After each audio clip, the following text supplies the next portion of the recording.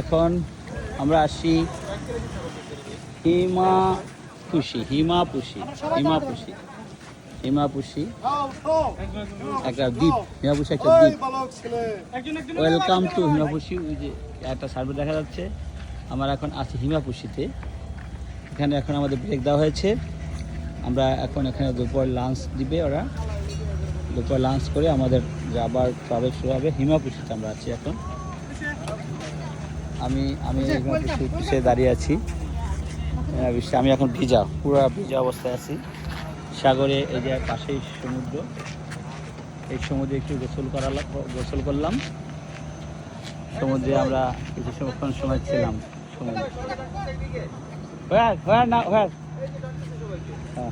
Okay. Now I am going to hotel for taking lunch. Okay. Thank you very much.